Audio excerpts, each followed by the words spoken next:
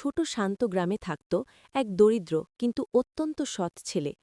তার নাম ছিল আমিন। গ্রামটি ছিল খুবই শান্ত ও সুন্দর। ভোর হলে মসজিদ থেকে আজানের ধ্বনি ভেসে আসত, আর সেই সুমধুর ধ্বনি শুনে আমিন প্রতিদিন নামাজ পড়ত।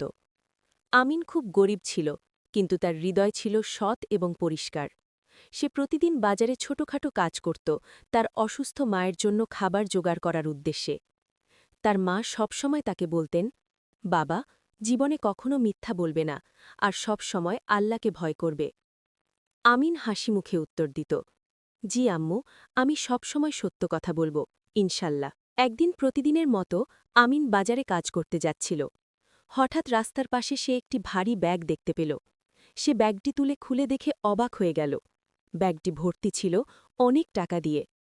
আমিনের চোখে বিস্ময়, কিন্তু তার মনে শুরু হল এক বড় পরীক্ষা। সে মনে মনে বলল, এই টাকাগুলো দিয়ে আমি আমার মায়ের চিকিৎসা করাতে পারি, কিন্তু এটা তো আমার টাকা না। কিছুক্ষণ নীরব থাকার পর সে আকাশের দিকে তাকিয়ে বলল, আল্লাহ সব কিছু দেখেন, আমি অসৎ হতে পারি না। লোভের সুযোগ থাকলেও আমিন সততার পথই বেছে নিল। সে সরাসরি গ্রামের মসজিদে চলে গেল। মসজিদে গিয়ে সে ইমাম সাহেবকে বলল, হুজুর, আমি রাস্তার পাশে একটি টাকার ব্যাগ পেয়েছি। এটা নিশ্চয়ই কারো হারানো জিনিস। ইমাম সাহেব মুগ্ধ হয়ে তার দিকে তাকালেন এবং বললেন, বাবা, তুমি খুব সৎ ছিলে। আমরা ঘোষণা দেব যাতে আসল মালিক এটি ফিরে পায়। তারপর মসজিদে ঘোষণা দেওয়া হল, যার টাকা হারিয়েছে তিনি প্রমাণসহ মসজিদে যোগাযোগ করুন। কিছুক্ষণ পর এক বৃদ্ধ মানুষ দৌড়ে মসজিদে এসে উপস্থিত হলেন। তার চোখে ছিল অশ্রু আর কণ্ঠে ছিল দুশ্চিন্তা।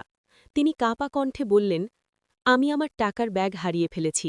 ওই টাকাগুলো আমার পুরো জীবনের সঞ্চয় ছিল।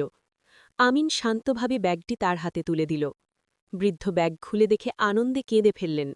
তিনি বললেন, বাবা, তুমি না থাকলে আমি সর্বনাশ হয়ে যেতাম। বৃদ্ধ লোকটি আবেগে আমিনের মাথায় হাত রেখে দোয়া করলেন, আল্লাহ তোমাকে দুনিয়া ও আখিরাতে উত্তম প্রতিদান দিন। ইমাম সাহেব বললেন, সততা ইসলামের একটি মহান গুণ। আল্লাহ অবশ্যই সৎ বান্দাদের ভালোবাসেন।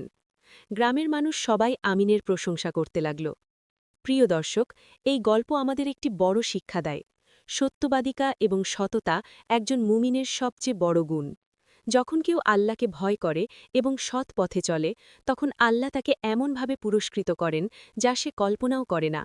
মনে রাখবেন, আল্লাহ সব কিছু দেখেন, সব কিছু জানেন। তাই জীবনের প্রতিটি কাজে সত্য ও সততার পথে চলুন। ইনশাল্লাহ, আল্লাহ আপনাকে দুনিয়া ও আখিরাতে সফলতা দান করবেন। আসসালামু আলাইকুম ওয়ারাহমাতুল্লাহ।